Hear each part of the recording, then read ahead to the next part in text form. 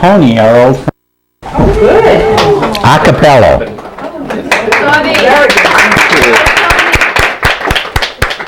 Don heard me singing For the first time. Changing as he was coming down the stairs. Tenor. This is something you'll recognize the melody, and the words just kind of flowed out about a month ago. Let there be light, and there is light. Let there be love, and there is love. Let there be joy, and there is joy. Let there be peace in my mind. Let me release all I believe, that you may replace my sight with vision. Surrender myself to one love without indecision. Let there be peace in my heart. Let there be love and true forgiveness. Let there be trust and harmony too. And let there be no unfinished business. Just rest in the isness. Let your beauty shine through me. Let my ears be tuned to your voice. My ego marooned as you have planned. My mind and my heart hand in hand. Let there be peace in my life. Let me do my part and God will do his and hers. Let me look in my heart and not see faults in others, so that I may recognize my sisters and brothers. Let there be peace here and now. Let me lay all my fond ideas at your feet, my love. Let me live by the light of truth, not of my desires. Only knowing that truth makes one, and the rest are all liars. Let there be peace in my world. Oh yes, let there be peace in my heart. Let humility reign on down, like the cloud of your love that breaks upon my meadow. Let your love seep into my earth to make my light grow. Oh, let there be light, let there be love, let there be peace in my mind. Let there be peace in my heart, in my life, in my world. Let there be light, let there be light. Let there be light. Bravo, Tony. Bravo.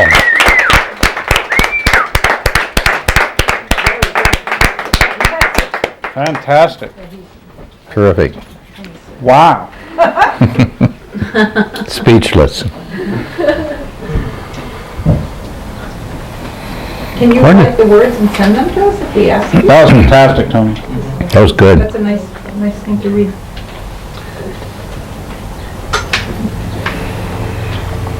Where were we? Well, we got a big 2-hour chunk. What are you doing, Tony? I have been urged to ask you a question. Uh-oh. Urged. Doesn't take much urging for you, Came up Tony. around the table. Mhm. No, it doesn't.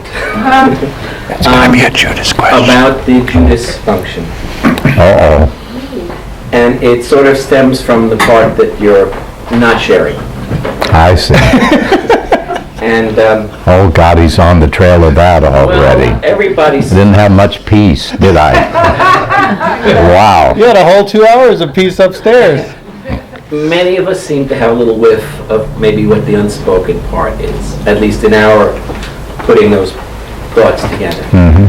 But what I was expressing around the table was that not having that piece kind of gets one's thought process stuck a little bit from going on to the next question, which is, if this is being manifest in a certain venue or through a certain person or whatever, what's the function? What is the purpose of it? And what does it really mean?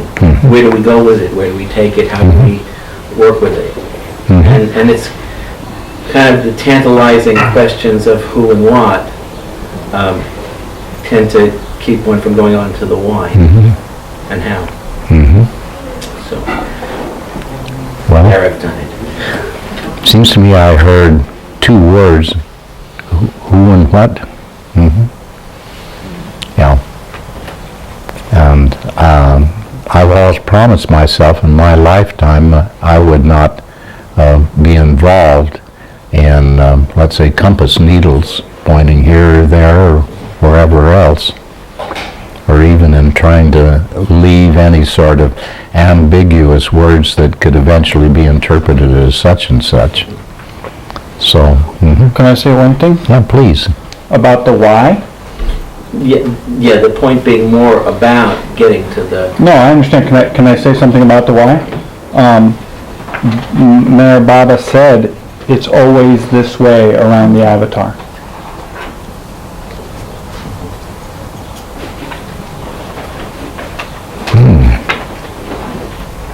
Can I say something? Why not try to get the avatar out of the straitjacket then?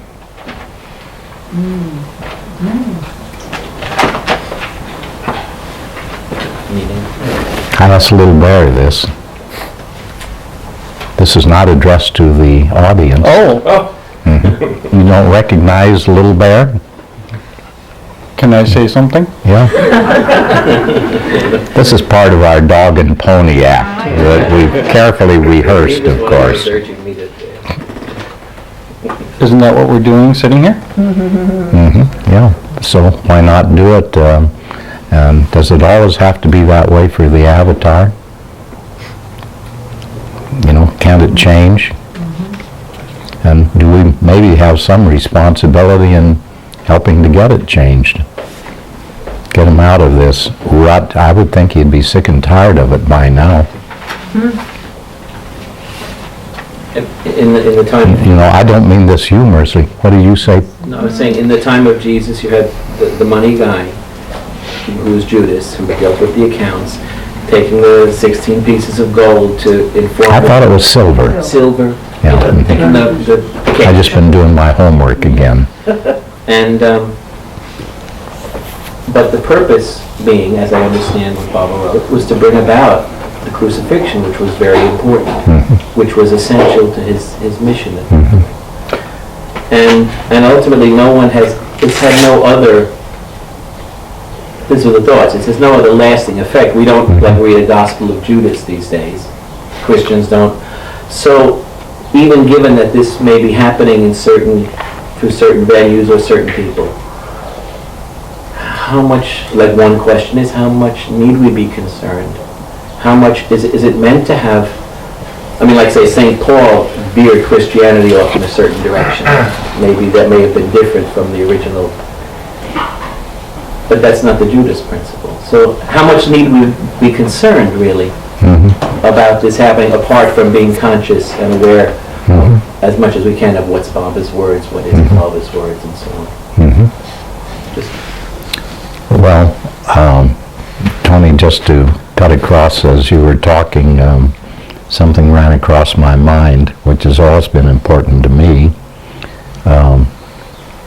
I think one of the things that impressed me was that Mayor Baba said that when he comes into creation, one of the things that he deliberately, voluntarily takes upon himself is a portion of humanity's suffering, to suffer with us, and that he deliberately, in order really to suffer, and I don't know what really means, except that, you know, it really pains your big toe or wherever, he deliberately sets aside all bliss.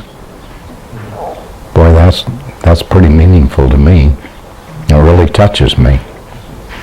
And I always ask myself, isn't there really a possibility that human beings can lessen the percentage of that suffering in some way that he takes on? Don't we have, even if, let's say, that's something he says he always does, don't we have some responsibility to see if we, in some way, can't lessen that? And I think the same thing about the Judas function. All right, if, let's say, the Judas function has got to be a betrayal of his words, does the betrayal have to be that bad? Aren't there pluses and minuses? And can't we figure in the equation some way? I think we can. That's where I think the word responsibility really comes in. I think there's enough free will around. I'm a great believer that, maybe no leaf twitters on the branch of the tree without God's will. But what if it's God's will in the leaf itself that is involved, which is certainly a drop soul and has got the whim in it? And if there was ever a creative principle, it's in the whim. And if we ever find free will, I think we're going to find it in the continued functioning of the whim. I shouldn't have said all of this. I would say that this type of a subject that Tony's bringing up could be a weekend or a year or a decade unto itself. So it's such a huge issue. It's really hard to give it any fair treatment in a short amount of time. Oh, I want to say something. Why does an avatar come? Because he's ahead of the consciousness of the race at that time. So to move ahead, you have to have somebody stop the world.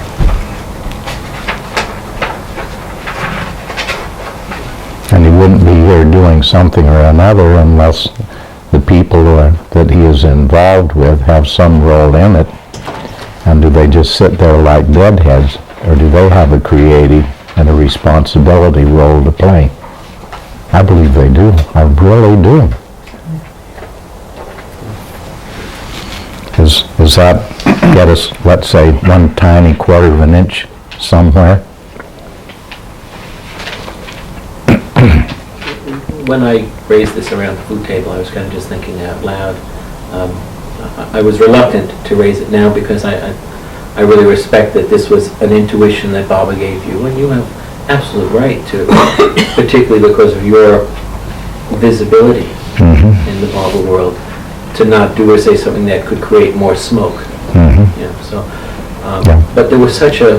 But there are also ways and ways of creating smoke, and where you put the fire, and how many seats of the pants you burn in the process.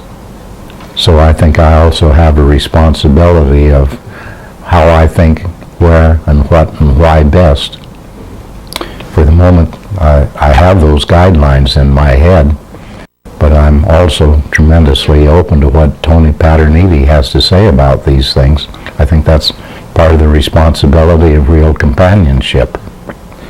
And if I can just say, these seminars are also, in some ways, a starting point for many of these conversations, not meant to be the ending point. So these conversations continue after 4 p.m., and they'll go on, as I think, for centuries. Oh, excuse me, after 4:30, after the book signing. Right. Can I ask a question? Don, Yeah. how does your reluctance to be more forthright fit in with the earlier conversation we had about absolute honesty? Well, remember Baba also said you're not being the least bit dishonest if you choose to say nothing. And it's on, let's say, where the needle points that I say nothing. Yes. I think the very fact that we are seriously discussing the adherence to Baba's words at this point and passing it through the Baba community can be an antidote to any new arising of misquoting, self-serving. I have a question to ask also. I spoke to Little Bear about Baba's last words to us in 1958 that we, when we're speaking, will quote. Can you share that story, please? Yes. We spent the 10 days with Baba in Myrtle Beach in May of 1958. And most of the time, Baba impressed upon us that it was the Sahabas of intimacy, it was family. He gave the discourses, a little reluctantly. He said they gave him a headache and that amused us. But you could see that he also loved the relaxation of being with us. And there were several people there taking notes. We didn't. Most of the time I found my mind had completely stilled. Just being in Baba's presence was such paradise. And so toward the end of the Sahabas, the very last moments, Baba said to us, as we were reluctant to say goodbye to him or farewell, he said, I want you to go out in, now these are my words, I did not write them down, but we've been repeating them very much like this. This is how you remember Baba's This is how we words. remembered them, and we kept saying them every year without too many changes, so we feel they're quite close, but still, we had no other witnesses. Phyllis's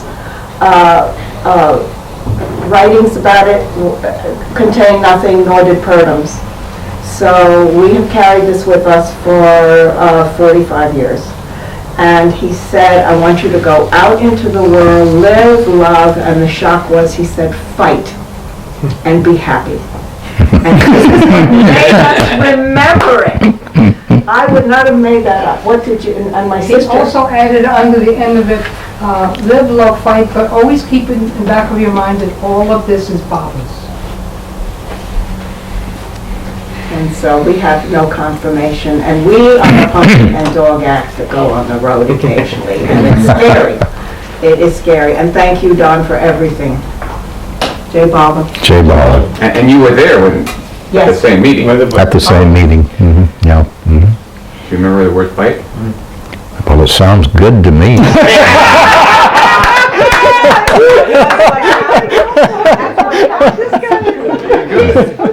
Yeah, but I do have another suggestion to make, because I think this is the time when, as much as possible, people who are still here and remember specific things with Baba, write it down.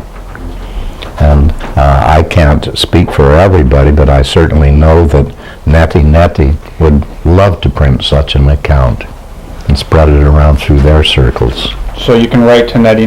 We'll give you the address. Nettie is the International Mayor Baba newsletter. Yes. Out of London. We also have Can you made, stand up?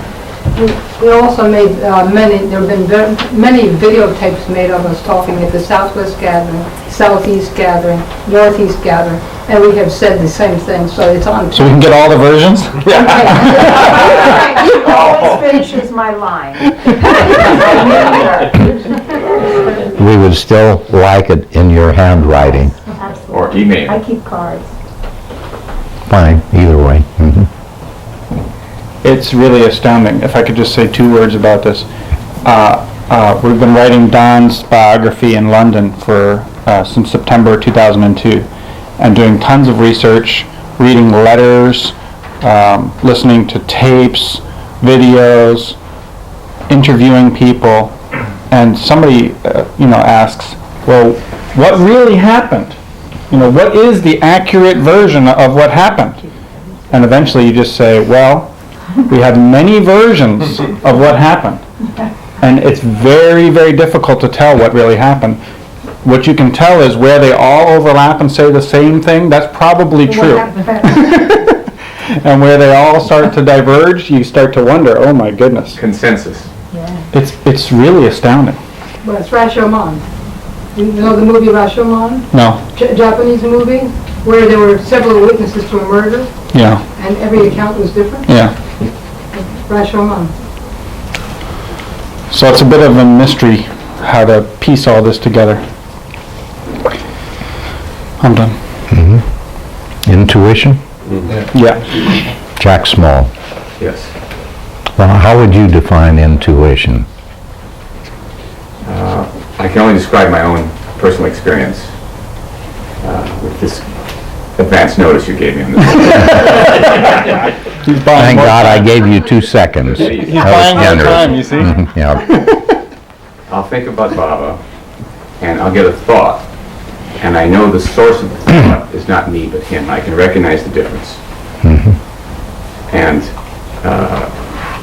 I'm just able to, after years of working on this and cultivating this, I can tell when, when I'm still, I'll ask him advice, ask his help, and I'll try to be quiet, and, I can tell the source of, it's like he covers his messages to me in my own thoughts. And that I take as Intuition. intuition. That's your definition. Right. I also check with my wife. You notice he puts this on the end of his description. And I trust her judgment if she thinks I'm way off base. Gwendolyn accepts this? Gwendolyn, does he consult you on occasion? Yes, he does. He does? All the time. Oh, so this is a faithful, accurate accounting then, Right, yeah. not wishful thinking. Not wishful thinking. Is this part of your truing process? Yeah. Yeah. You'll hear more about that. And you're sitting right next to the present scene of the crime. How do you define intuition in your life?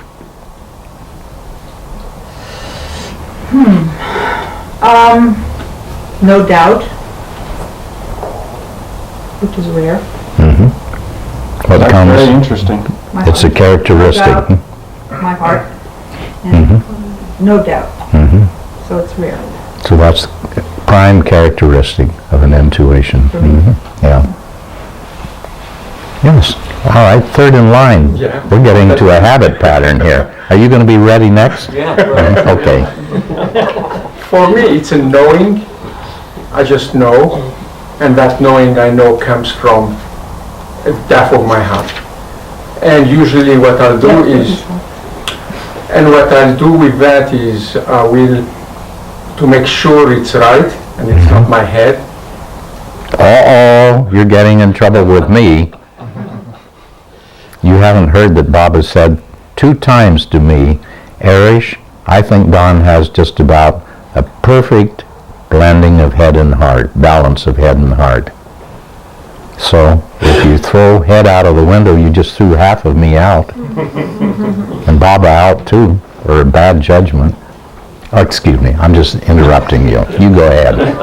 But I had to put you on warning there. Well, it's just to make sure that it's not coming from my ego, or from some kind of. Yeah. So I will see, like I will check again Yeah. another time to make sure. So you go through a checking process then? I go through the checking process just to see, to make sure Yeah. she's coming from that place. And by now I know so well that place that I just know when it's from there, when Yeah. it's not from there. You have experience and I you know the experienced it so many criteria times, so of that authenticity. and You have criteria of authenticity. Right, so Yeah. I just know. Yeah. And that knowing is Good. from the knowing. Oh, are you all ready? Yes, I'm ready. Good, great. Well, this has a theosophical slant, that's the way I approach it. But all men are created of 3 components: spirit, form, and ego or soul.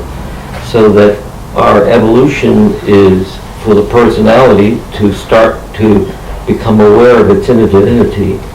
And as those 2 merge, the emotions and the body harmonize. And these go on in cycles. We are now in an age where mind was added to that too, so that you have lower man, the Star of Solomon, the triangle, Yeah. the point down of the 3 lower chakras, the point up of the 3 higher chakras. So at some point man crosses the waist and starts to involve the heart chakra. The throat chakra is the creative. And when you start to stimulate these chakras and get to the ajna center here, the brain gives birth to intuition, because you have the lower man who is now building what they call the antakarana, of the Rainbow Bridge, going from the lower consciousness to the higher consciousness. Now that's the triad. We call it Atma Buddhi Manasa, it's will, love, and intelligence. So you've got to combine those things. This is why you have to open first the heart chakra before the mind can enter, because mind is too dangerous unless love is not there. So it's a gradual Yes. process, developmental, and happens progressively. You have a technical thing. There are energies in the universe, and our solar system works on love, wisdom. Now, if you got too much wisdom, you've got the dictator. Too much love, you've got the fanatic. So you've got to balance them, and they have to cooperate with one another. And when that happens, intuition comes from your triad or the higher spiritual soul. Well, part of what you're saying sounds like an almost exact quote of Bob in his discourse on love and the balancing of the head and the heart function. But I almost caught Tom Rippey back through there trying to hide. I'm always trying to hide. Yeah. What about you and intuition, Tom?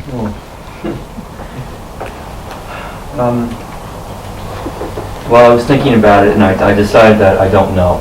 You I don't know. decided that what it's about is, when it has to do with the head, it seems to me if it's,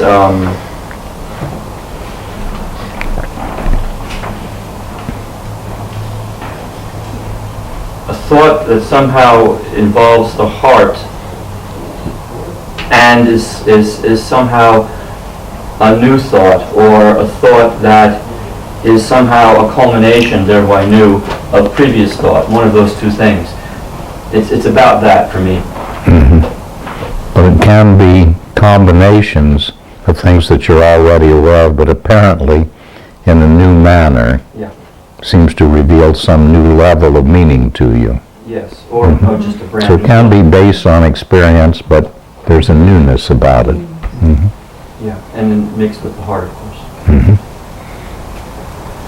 Well, these are some very, very interesting ones. What about you, George? What do you feel about it? Can you emerge from your cave there for a moment? Not get the camera or anything, but He's gun shy. well, I can't really say that I know, but my intuition is that if we can be still, we can know more. So stillness is a key word related to intuition for you. That's right. Yeah. You hit a real responding chord in me. Because certainly one of the first things I ever found, became aware of, and I'll tell you what made me start getting aware of it. It was Bob, of course. I found that stillness is a terribly necessary, something you've got to provide. You've got to go about it and do some work on it. Well, incidentally, I said I would mention what started me thinking about intuition. It was Baba. It's sort of an interesting story, and I'll try to make it as brief as possible, but I was sitting in Mandalay Hall at Marizad with Baba, and I suppose there might have been 10, 15 people in Mandalay Hall that day.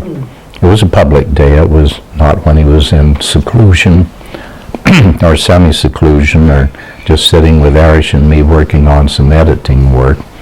But not many people there.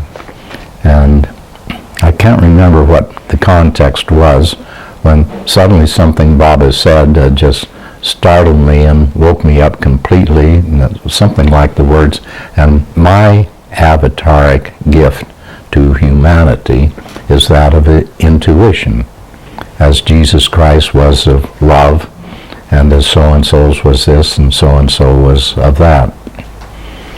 And I've never heard that Baba had said that his avataric gift to humanity was that of intuition. And I thought by that time, that I had heard or read most of the important key statements of that sort attributed to Baba. And so that really startled me. So I thought about it and carried the message back. I was living in San Francisco, and of course we had group meetings around Baba's philosophy. And the Sufis, I was active in the Sufi order. And I mentioned this and mentioned the two other examples that Baba gave. And one of them I couldn't remember, and everybody was horrified. Now don't ask me which one I couldn't remember, because I can't remember even the other two now. So I said, well, I'm just terribly sorry, but I didn't take notes. And they said, well, for heaven's sake, ask Baba. And so the next time I went back, I forgot to ask him, but conveniently he repeated this statement in Mandalay Hall. And I thought, thank God, that's so obvious. Yes, that certainly had to be what I think it was Muhammad or Buddha was all about, as far as their avatar gift to humanity. I think Muhammad's was tribal law, and I had thought that I think that the gift for Buddha was the basic concept of reincarnation. Would that fit in, do you think, George? I don't know, if Baba says so. Yeah. Well, at any rate, maybe I've remembered all three of them now. Wouldn't that be convenient? So, at any rate, when I left and got back to San Francisco, I said to the group, well, I was there in heavenly days. Baba repeats it. And the third one was, and I'd forgotten it again. And so that created quite a sensation. So it was pretty well graven in my mind. And one of the things, I think many of you know that our family had a long time, very close friendship with one of Carl Jung's earliest and most famous students, Dr. Elizabeth Whitney. And she was sort of the patron friend of the family since I was a little tiny kid. And one of her chief students, in turn, who also studied with Jung, was a Dr. Joseph Henderson. And I just have to tell you in passing that when I was in San Francisco in October, I was in touch with Joe Henderson, and he was just celebrating his 100th birthday.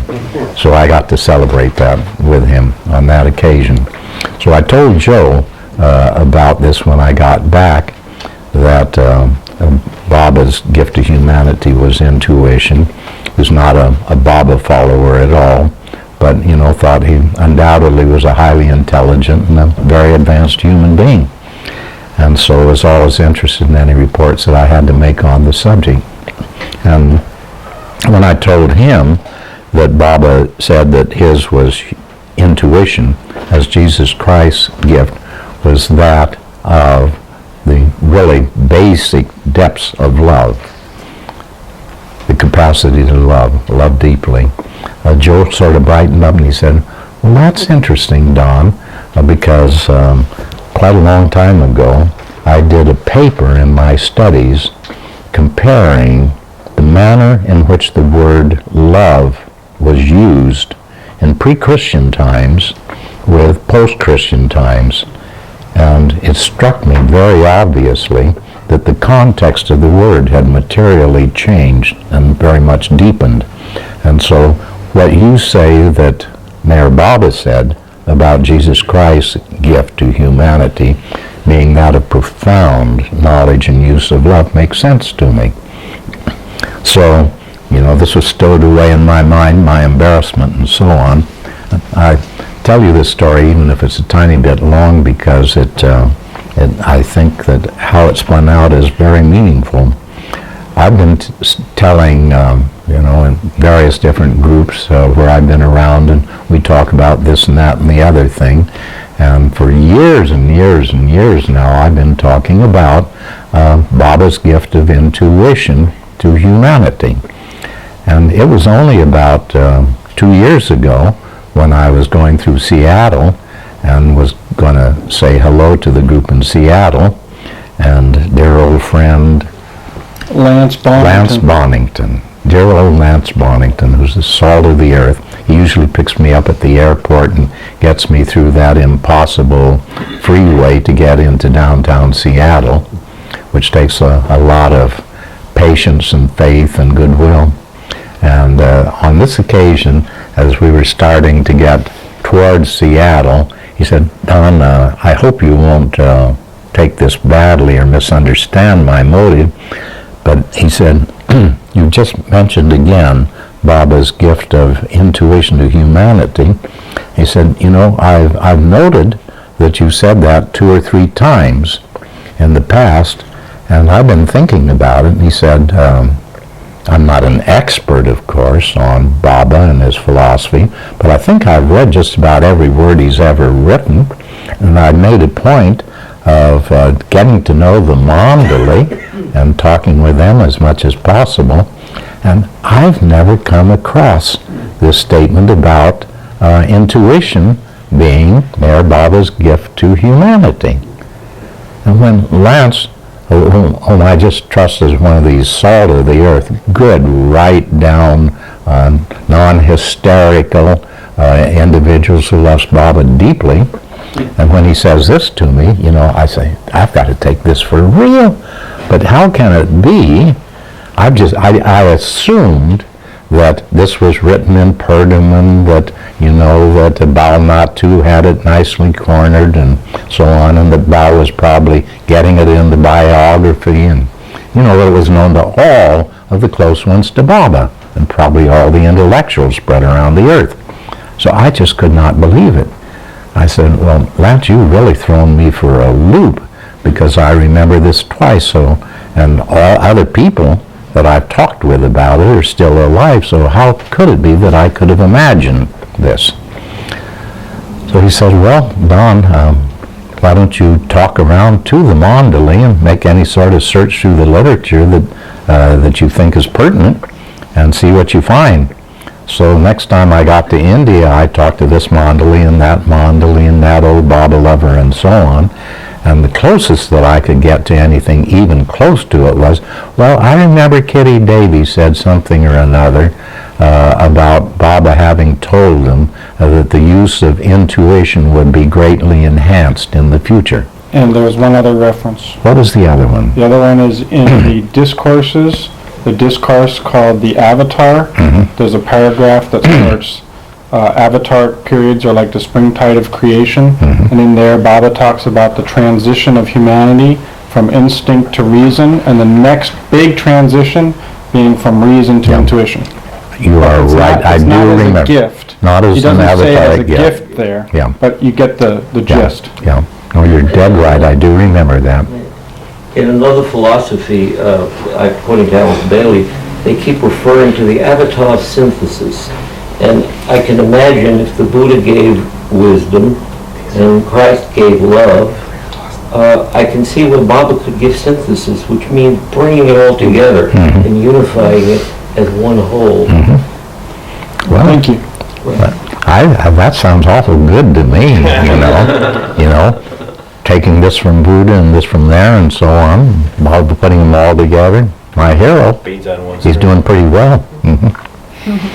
So at any rate, I just have to tell you that these 2 instances, which I can still remember clearly in my own mind and discussed with other people at the time who were still living, still I cannot find a living person even terribly close to Baba who can corroborate that Baba said such a thing.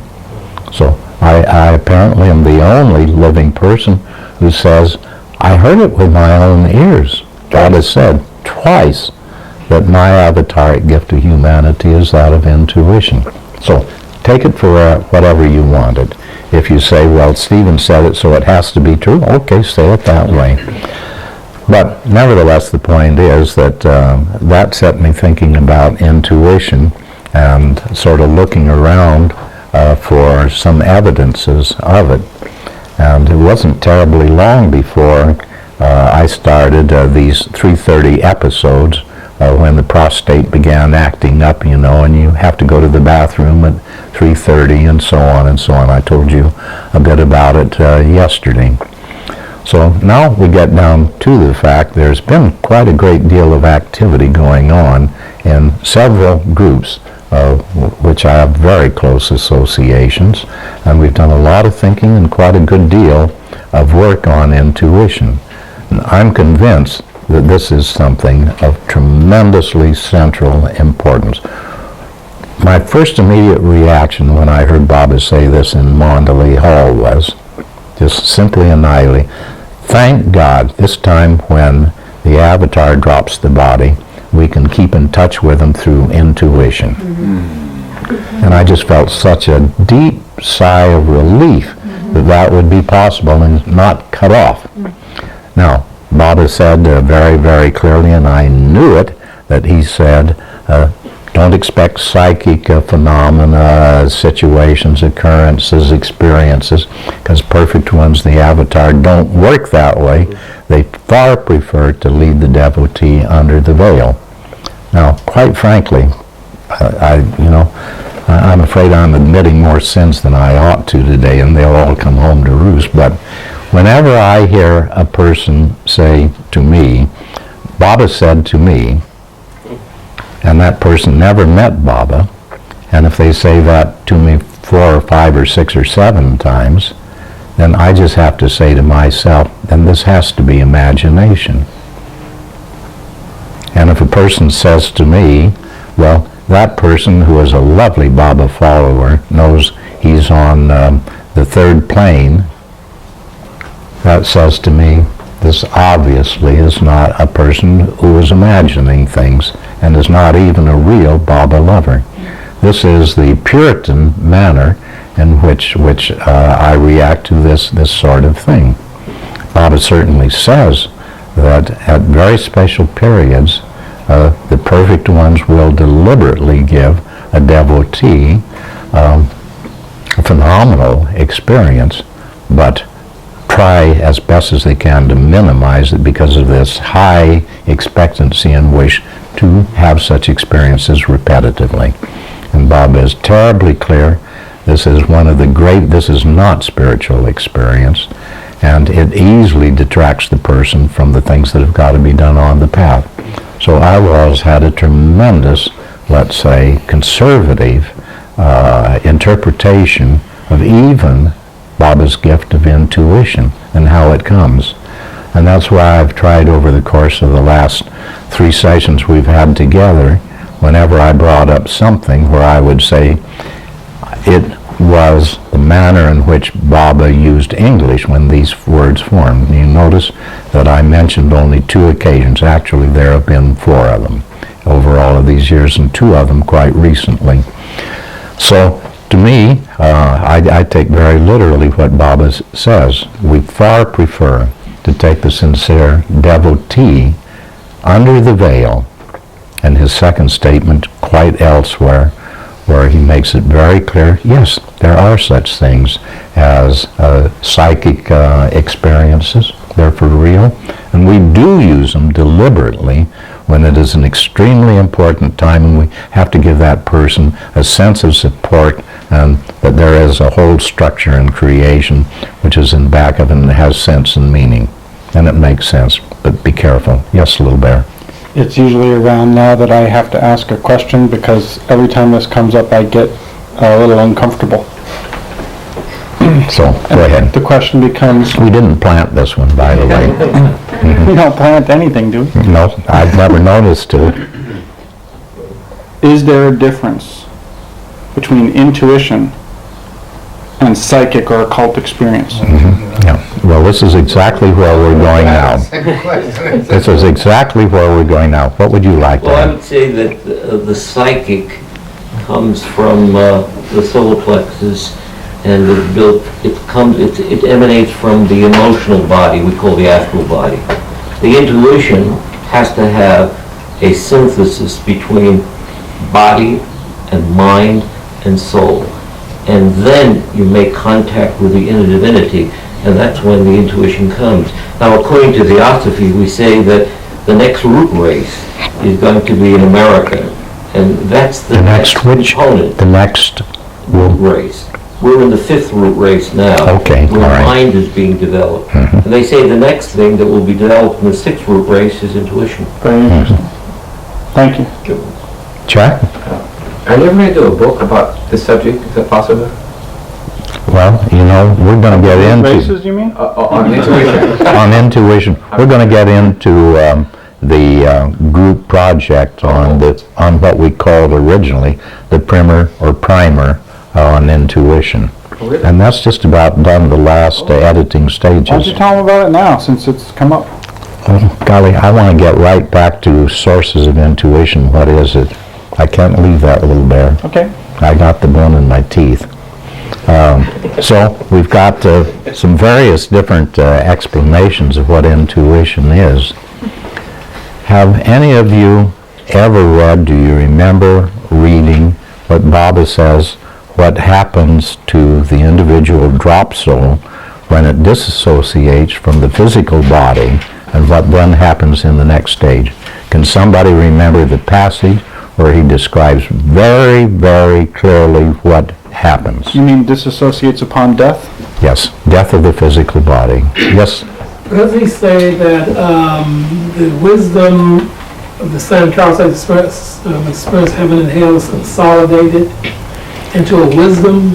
well, you jumped 2 steps beyond where I hoped you would start. Can you back up a little bit? Go slowly, Harvey, go slowly. Okay, he says when you die, you have a attempt at the equilibrium of your good and bad San Carlos. You're still 1 step too far. What happens when you leave your physical body? What do you still have? And where do you go? You're subtle in your mental body. You still have the subtle and mental, which are associated with the drop soul. And you're only left behind the physical body. Then where does all of this assembly department go? In the astral world, which Okay. is in the southern All right. Yeah. So you go there. And then what happens to you when you lighten the astral world? Then you begin to experience the good and the bad San Carlos. You're a tiny bit ahead of time. He says it's like a motion picture of the previous lifetime just left. This is what Baba says very clearly. And Harvey, do you remember what he says about the reliving through that sort of film, reprojected, of your just left lifetime? What does he say about that? When you relive it, you have the leisure of learning from the experience of your earthly actions. Yeah, he implies that you can do a pretty thorough job, but he says one other important thing that I think most people seem to forget, but we've got to unearth it because it's important right now. Does that have to do with the intensity of the experience? Exactly. Yeah. Yes. That's you, Tom? No. Nicola. Just in back of Tom. Yeah, the intensity. Could you give us a little more on that, Nicola? Without the body, the pains and pleasures of life as they're re-experienced are more intense. Yeah. And this intensity, in my understanding, is what constitutes the heaven and hell state. Yeah. So that because of the intensified experience, what had been a pleasurable experience becomes a heavenly experience, and what had been an unhappy, dissatisfying experience becomes a devilish, hellish experience. And where the preponderance of previous lifetime experience is positive, you, as it were, go to a heavenly emotional state. And where the preponderance was negative, then you go to preponderantly a hell. And then what happens? Do you remember, Nicola, what happens as you live these things through so intensely? What's the next thing that happens? It's important. I think I was too busy worried about which one was going to happen to me.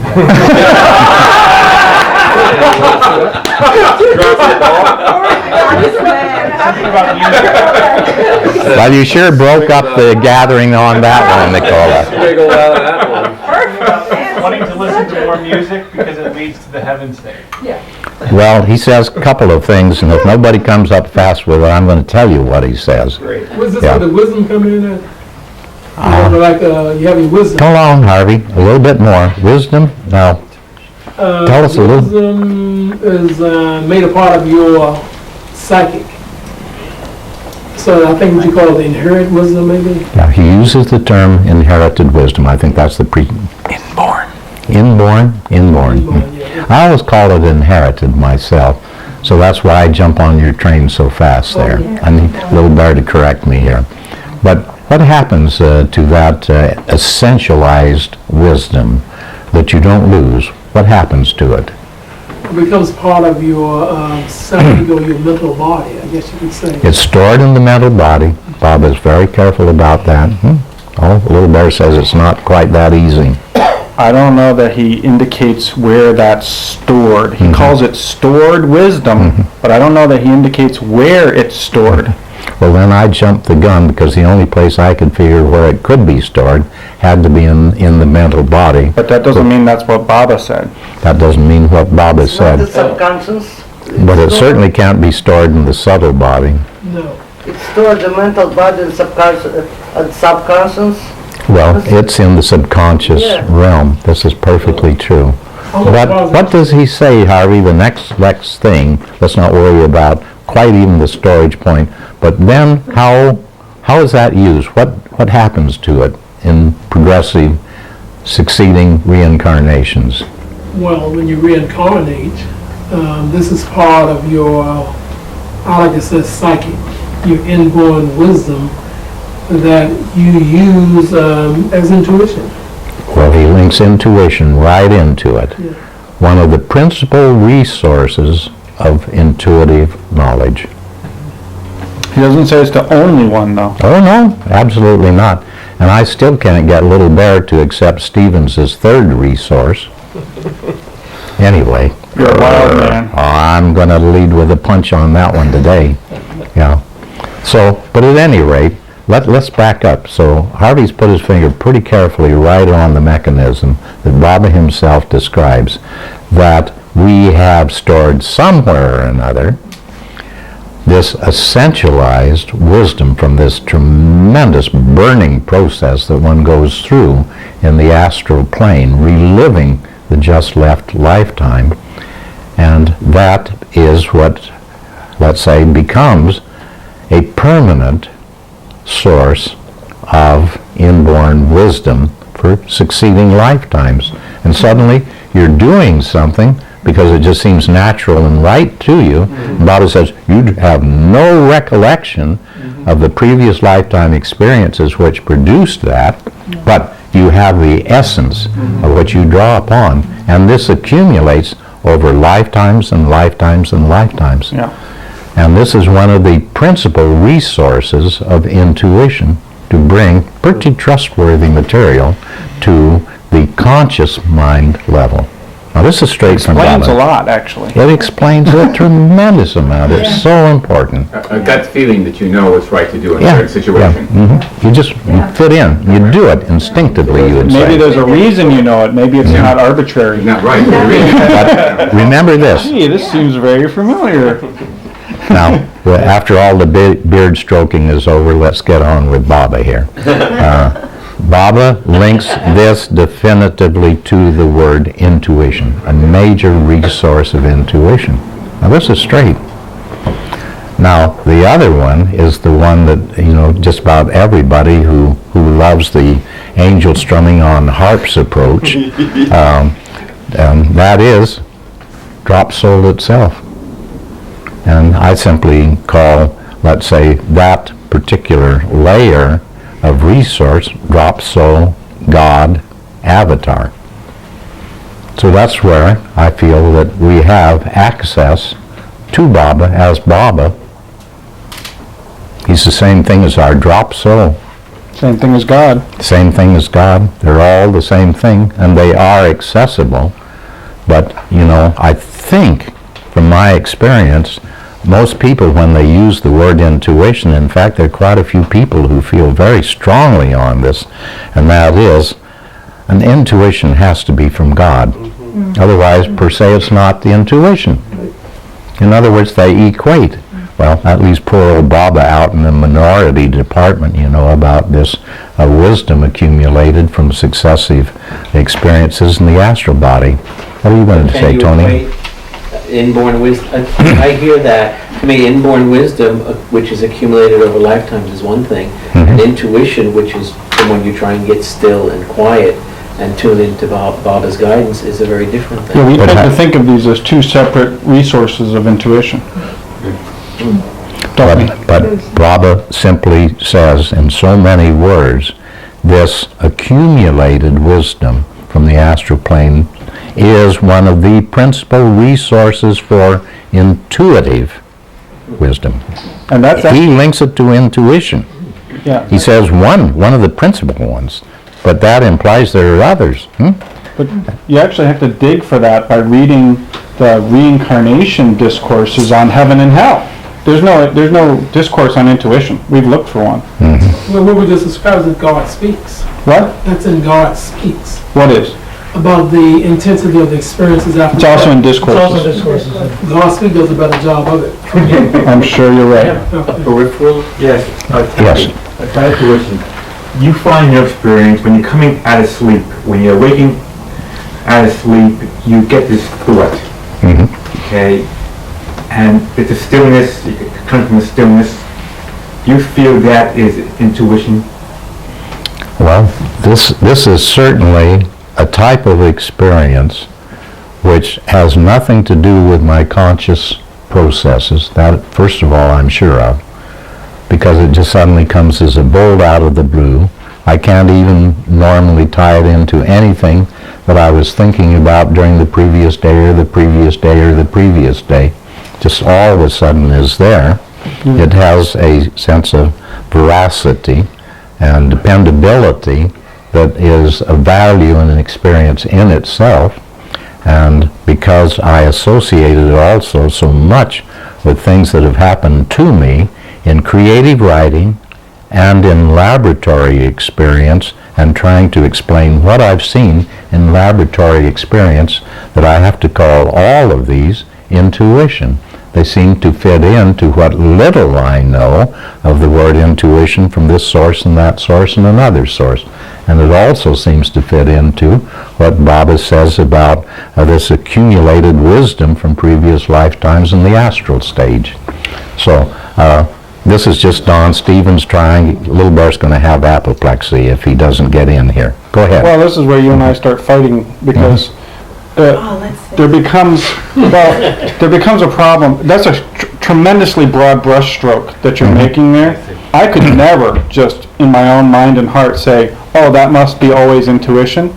I believe there are times when coming out of sleep into waking that you may have intuitive experience, but I could never believe that at all times that's an intuitive experience. That seems much too broad a brushstroke. You could be coming out of the astral plane, that's illusion. Excuse me, I just got to tell Little Bear we don't argue on it. He's just jumping the gun a little bit. I'm going to get to this in a moment. But well, it's just the question that comes up for me repeatedly when we talk about intuition is, at what point do you diminish the value of Mayor Baba's gift to humanity of intuition if everything's suddenly an intuition? Does that in any way tarnish? Yes, do you have something to share? Go ahead. No, it's your turn. Oh, already? I do this so rarely, you see, it creates a sensation. So, well, I just have to say that through the various experiences and ruminations and reflections, to me, intuition is not a body of something, but a mechanism. It's a load mover from here to there. And it can move loads because Baba's cleaned out some tubes so that the loads can go through them. Now, I think the best expression of this that I ever heard was from our old friend Stu Baker up in Cape Cod. Wonderful man. Yeah, wonderful man. And when he wrote that in his little offering to the primer, I said, ye gods, this is terrific. Let's make this the first chapter of the primer, because it's fundamental. I do not regard the word intuition as being a noun. I regard it as being a verb. Even better. It is a process. And there are various resources, major resources, that load moving intuition taps and moves from here to there. one more thing. Ira, is it? Yeah, Ira, right. I feel intuition is a greater vision. You what? A vision. Visions. Vision. Oh, visions. Vision. He feels it's a greater vision. Yeah. Before Harvey, I just want to say... Boy, this has really raised a few hands this afternoon. The interesting thing is, if you read, we've collected all the quotes from Meher Baba that we could find about intuition. And if you read them all, Baba uses the word intuition as a noun and as a verb, and in other ways also. So it's kind of a big topic. What the verb does is to produce something which we use the same word. The product is also an intuition. And that's a noun. Intuition. And that's a noun. Harvey, and I don't know your name. Alex. Alex. Harvey and then Alex? Yesterday, Ron and I and his mother were discussing things. And there's something in God speak that really puzzles me, and I'd like to know if you consider to be intuition. Bob explained there's a 3 cycles of creation, preservation, and destruction. He says... Sat, Chit, and Nand. Yes. I'm very, very erudite. That's knowledge, power, and bliss. Oh, is it? Oh. Go ahead, Harvey, quickly. Pulling your leg, bro. Baba says that we create impressions in our subtle body which we're sleeping. And of course, it becomes concrete when we awake, which is preservation. And of course, we anticipate destruction. But Baba says that we develop the facility of pre-science by seeing things in our soul world, in our soul dream, which we see of meet people or circumstances 1 week, 1 day, 1 month, 10 years down the road. So, now if that's true, is that a sense of, is that a sort of wisdom? Would you classify it as some sort of a lower degree of intuition? You understand? Yes. Harvey, I am awfully happy that you were able to read that chapter of Baba, about what happens when we come awake and recreate the universe, because I've never been able to understand that. So I want to limit us for the moment to what I hope I can understand. So we've got to leave that part of it a bit at the side.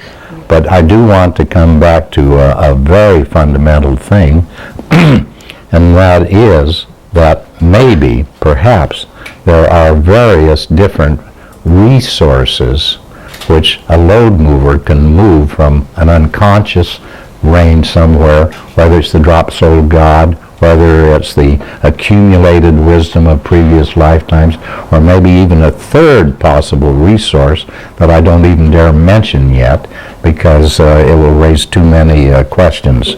So I just want to say, is it possible that Baba has given us the facility to move important material from various different storage points, resource points, to the conscious level?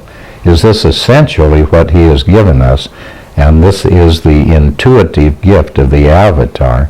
And the things that then result at the conscious level, we call our intuition I just had. Okay? Something like that. Yes, Yolanda. Alex was first, actually. Well, I saw Yolanda. Oh, is he in the queue? He's in the queue. He's in the queue. I just saw. You can call on Yolanda, will you be next in the queue? Next in the queue. No, after. Who was it? Alex. Okay, Alex. Okay, are there methodologies to aid the implementation of this intuition consciously into one's life? Well, I would hope that, let's say, before the time that we've got to spend on intuition is used up, that maybe we'll agree these are the basics of the thing, and then how can we help the process? But I'd like to get to the help process as a second stage. Now, Yolanda? My question is a little bit related to it, I think. The content of the intuition. The content? Yes. For example, yesterday you read the intuition. Yeah. That is applied. It was a piece of information for me that can be applied general. And my question is, can an intuition also be very personal? Oh, tremendously personal. To me, this is one of the beauties of the thing. It can get way down into the deeply personal that you can't get at consciously, and you can have an intuition about a tremendous truth about a very important part of your own basic nature through the intuitive process. Yeah, that's why, amongst others, I think it's so terribly important. Danny? You're next in line, Danny. I am? Yeah.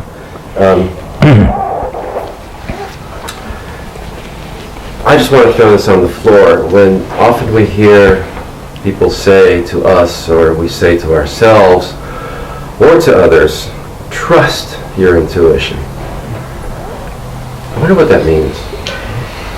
Okay, all right, you're looking straight at me, a little out of the corner of your eye, but still fairly straight, and I'm going to answer you just as best as I can. Trust your intuition.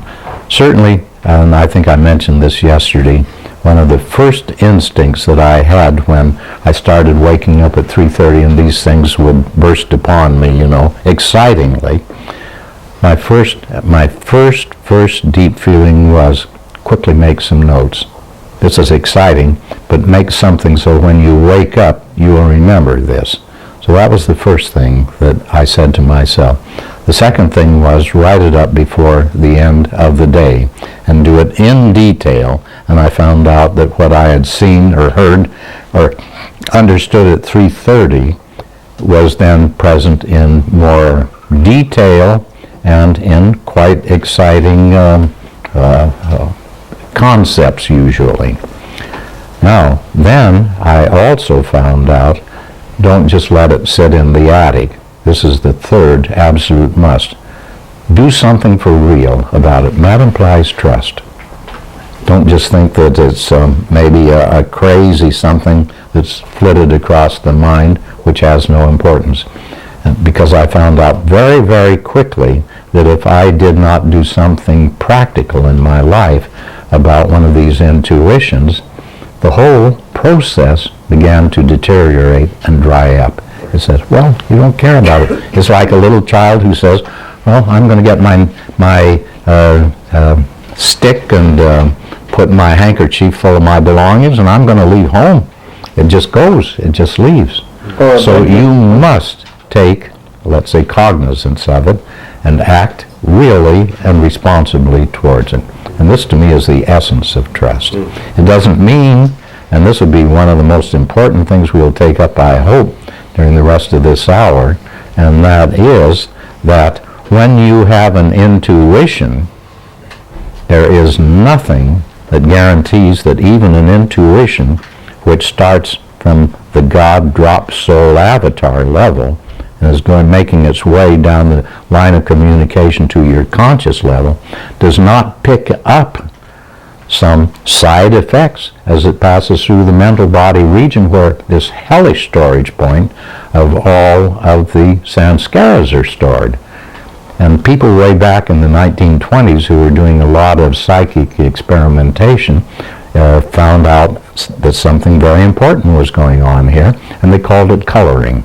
And I think that's one of the most helpful terms that's ever been invented here.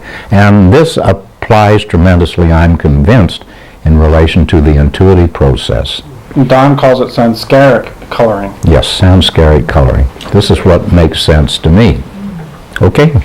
I think we need to change the tape and then maybe Jack can ask his question. Yes? We have up to 15 or 20 minutes. Oh, yes. So we continue on. Go ahead, In Jack. modern business practices, what you're saying is take action. Mm-hmm. That's what... But now, be careful, because remember, I just said, as this comes down from as dependable a level even as the drop soul, or at the slightly less dependable, but as Baba says, important storage point for material, for the intuition to deal with, the wisdom that you have accumulated from the astral experience stage. When it comes down through that, all right, it's going to pass by. It's inevitable that when it passes through the mental body region, there are just tons and zillions of samskaras, raw samskaras and desires stored there. And if you know anything about physics, you can't have one mental field passing by another mental field, electrical or energy field, without some interchange between them. And this is where the coloring mechanism comes in. So some way or another, you've got to have some sort of a judgment and correction factor in place. And this is where I feel companionship comes in, and where it's one of its greatest spiritual value comes in. Somebody you trust. You tell them about a terrific intuition you had, and a good independent companion has a pretty keen, sensitive ear, first of all to you, and also to truth. And if there's something phony about this, they're likely to pick it up. That's the advantage of marriage, I have to say. This is a great advantage. Yes, but I could say something about that also, because I'm married too. The truing of a spouse may not always be the best truing, depending on what the intuition is. Because they have impressions too. Can we make one clarification, Don? Sure, go ahead. That this sanskaric coloring thing isn't by Meher Baba, it's Don Stevens? Oh, sure. It is Don Stevens' personal samskaric storage coloring. No. That this theory that you're presenting to this group about the sanskaric coloring of intuition. None of what we've been talking about for 20, 30 minutes is directly from Meher Baba. We're building, by implication, a system based upon the beginning pointers, important ones that Baba does give us. And then we've got a job to do, to interpret it, figure out how to use it, and also how to try to protect it. Because Baba doesn't give all these points. He just gets us started. Just the one thought that Baba just lays a lot of stress on discrimination, which I think factors into this. So It sure does. You ask and you hear, and then exercise discrimination. Yeah. I think this is the point where I have to tell you about, excuse me, I know I'm introducing so many things from my own personal reflections, and this gets dangerous, of course, but there's something in this field that I've had a lot of experience with, you might say, and reflected on a great deal, and that's what I call the personal sentinel. In my unconscious, I am convinced of the fact that there is a highly intelligent processor entity which functions and knows what is going out of the unconscious region and going towards the conscious region. And it knows. I think it is part of the soul function that is posted there as a guard. And I think that it takes note of what is going by. And it notes when some real crap from the sanskaric part of the subconscious is getting entangled into it. And so it has noted it, it is aware of it, and when, let's say, the so-called intuition bursts upon you, the sentinel knows part of this is pretty valid and comes straight from there, and part of it doesn't come straight from there, and it is fouled up. So, to me, this sentinel function can function if you do not overwhelm it with your own arguments and your own wishes. And if you give it a little bit of time, you yourself can do some truing of fouled up intuitions. But this is not foolproof by any means, because your own ego is a pretty powerful factor here, and it wants what it wants. So one of the next best, probably the best of all truing, is a really independent companion, a real companion. Whether it's married companion or not married, I'm talking about true companionship. But what if you don't have it?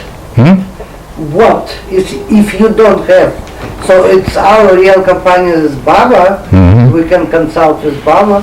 Well, if you don't have... Don has a companion subscription service. You can subscribe to him. It's a new fundraising project. He just invented it to make a fortune for Baba Project. Yes, this will fund the translation of Baba's words into the Indian languages, so you can subscribe and he'll be your companion. Well, my companion is Baba. But this is too easy, what you're saying. You know, this is a glib answer you're giving me, Allah, And the real answer for this is in Baba's last message on the alphabet board. This comes direct from Baba. If you've ever read it, if you remember what he says, and certainly I hope before we get done this afternoon, I always insist that we read it because it's so fundamental. In there, Baba says, I have come to establish internal links with you. I have made those internal links with you. So this is now done and fulfilled, so I can leave now. Now it is time for you to make internal links with others in the chain of inner links. In other words, your responsibility is not just sit around and depend upon Baba doing the work. Now, Baba said, I'm going to take a semi-vacation, and so it's up to you to form these internal companionship links with people who are around you. Now, this is not easy to do, and you can't do it with many people. But he is saying, he says, this is necessary, and when you do this, you will realize the truth. Maybe we should read it now. Well, maybe we should. Can you find it quickly and... While he's finding that, we can change. Great. Oh, it all happens naturally. Everybody stay in your seat if you could, unless it's an emergency.